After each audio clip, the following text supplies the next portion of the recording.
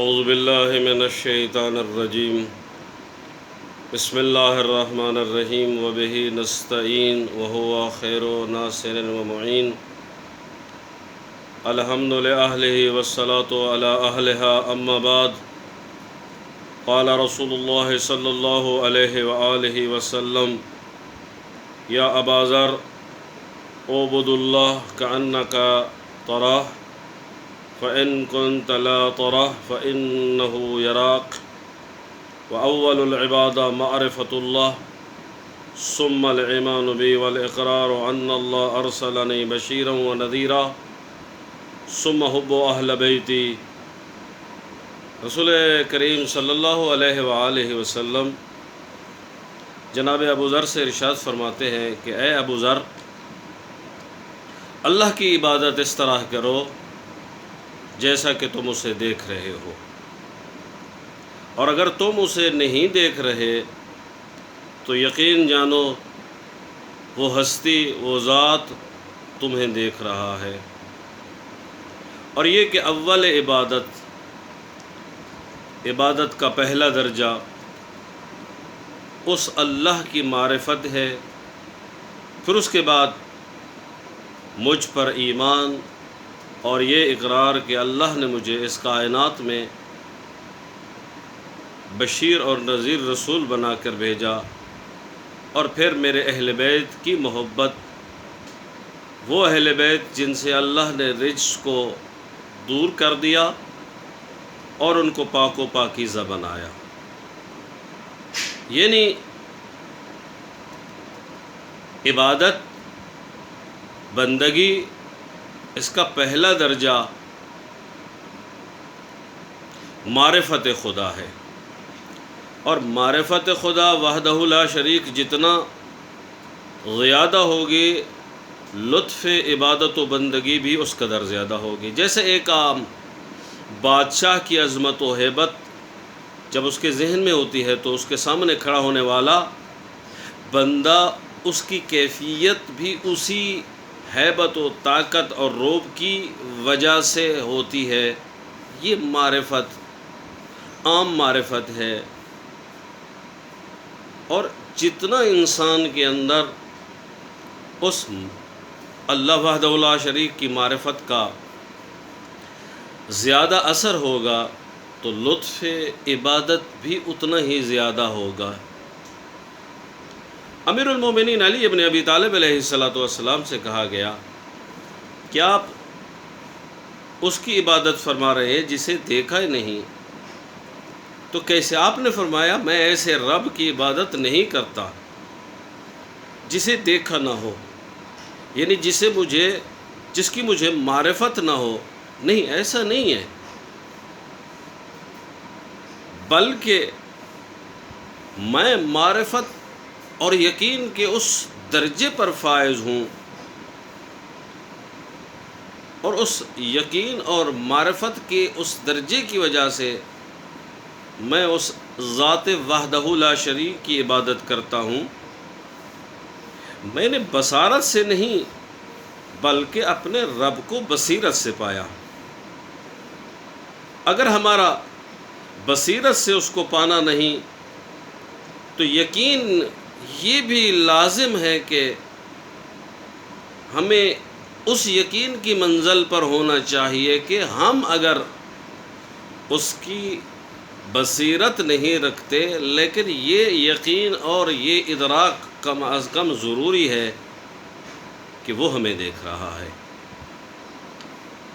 وہ قادر ہے، وہ مالک کائنات ہے، وہ خالق کائنات ہے۔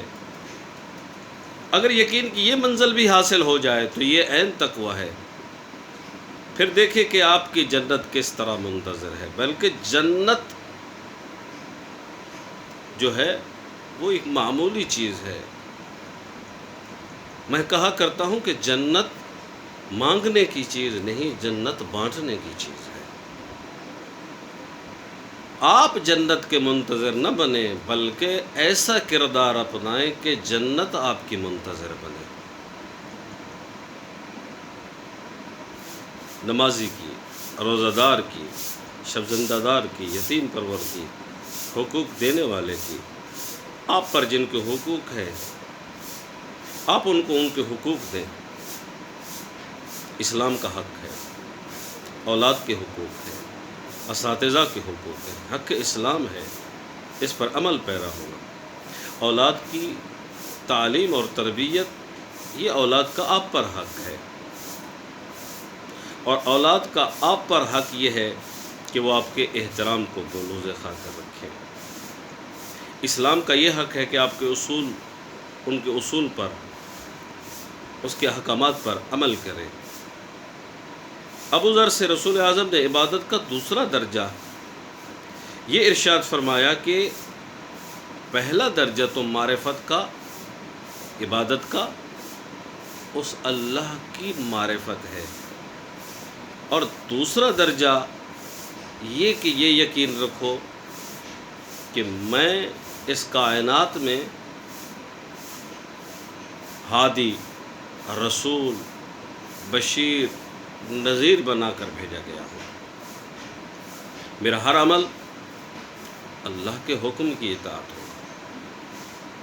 کے تحت ہے، اور میری پیروی تمہاری نجات کی ضمانت ہے، میری اتباع تمہاری کامیابی ہے، اور میرے بعد چونکہ کسی رسول نے نہیں آنا، تو میرے اہل بیت کی محبت، میرے اہل بیت کے راستے پر عمل کرنا، میرے اہل بیت کے ساتھ وابستگی، میں یہ تمہیں بتلانا چاہتا ہوں کہ یہ تمہاری کامیابی کی ضمانت ہے۔ میرے علی سے محبت، میری زہرا سے محبت، میرے حسنین سے محبت، میرے بعد میرے وارثین ائمہ معصومین علیہم الصلوۃ کے ساتھ محبت، ان کی اتباع، یہ میں مصطفیٰ ضمانت دیتا ہوں کہ یہ تمہاری نجات اور کامیابی اسی میں مضمر ہے۔ اور اس کائنات میں یہ میں دو چیزیں ہی چھوڑ کر جا رہا ہوں، ایک میری کتاب اور دوسری میری اہل بیت ہے۔ میں ان تمسکتم بہما لن تضلوا بعدی ابدا، میں محمد ضمانت دیتا ہوں کہ قرآن اور اہل بیت سے اگر وابستہ رہو گے تو کبھی گمراہ نہیں ہوگے۔ لہذا ہمیں اور آپ کو لازم ہے کہ ان نقوش اور ان سیرت کے تمام پہلوؤں کو اپنے اوپر لاگو کرنا ہے۔ یہ عظمت والا مہینہ رمضان قرآن کا مہینہ ہے، رمضان قرآن کی بہار ہے، تلاوت قرآن، تدبر قرآن، فہم قرآن، یہ انسان کی زندگی کو بدل ڈالے گا۔ اور رمضان جو بھی اللہ تبارک و تعالیٰ نے عبادات و بندگی، اللہ تبارک و تعالیٰ کے جو بھی تمام احکامات ہیں، حکمت سے خالی نہیں ہے۔ نماز کی اپنی حکمت ہے، روزے کی اپنی حکمت ہے۔ روزہ دو فائدوں سے خالی نہیں ہے، ایک آپ کا انفرادی فائدہ ہے، اس میں رسول خدا صلی اللہ علیہ وآلہ وسلم فرماتے ہیں کہ صوموا تصحوا، روزہ رکھو، یہ روزہ تمہاری صحت کی ضمانت ہے۔ یہ انفرادی فائدہ ہے۔ آپ کی صحت، آج کے ماہرین صحت وہ اس روزہ کو انسانی صحت کے لیے مفید قرار دیتے ہیں۔ اور دوسرا فائدہ اس کا خود سازی کے علاوہ معاشرہ سازی بھی ہے۔ حضرت امام جعفر صادق علیہ السلام سے جب پوچھا گیا لما فرض اللہ الصوم، کہ اللہ تبارک و تعالیٰ نے روزہ کیوں فرض کیا، روزے کی فرضیت کی وجہ سرکار امام جعفر صادق علیہ السلام سے جب دریافت کی گئی تو آپ علیہ السلام نے ارشاد فرمایا اللہ تبارک و تعالیٰ نے روزہ اس لیے فرض کیا تاکہ آپ کو بھوک، تاکہ آپ کو پیاس کی شدت کے احساس ہو۔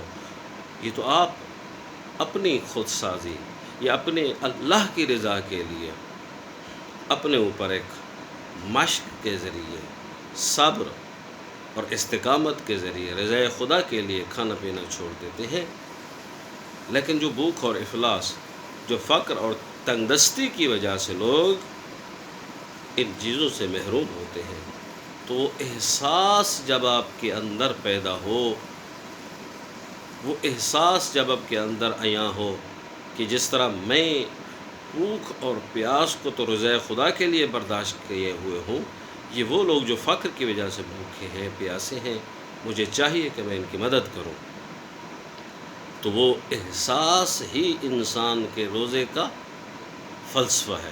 اسی لیے وجہ کہ بیان کیا گیا ہے لعلکم تتقون، تاکہ تم تقوی اختیار کرو، متقی بنو۔ اب متقی بننے کا معنی یہ نہیں ہے کہ فقط آپ تقوی کو عبادت، بندگی، قیام، رکوع، سجود تک محدود رکھیں، نہیں، اللہ کی رضا جس امر میں بھی پوشیدہ ہے وہی امر تقوی ہے، چاہے وہ اس کا سجدہ ہو، چاہے اس کی مخلوق کے ساتھ بھلائی ہو۔ یہ ایام رمضان آپ کو ایک صبر کا اور ایثار کا درس دیتے ہیں۔ بہت سے پہلو ہیں ایثار کے، بہت سے عوامل ہیں ایثار کے، بہت سے واقعات ہیں ایثار کے جو ان نفوس قدسیہ ذوات مقدسہ سے صادر ہوئے ہیں، انشاءاللہ بیان ہوں گے۔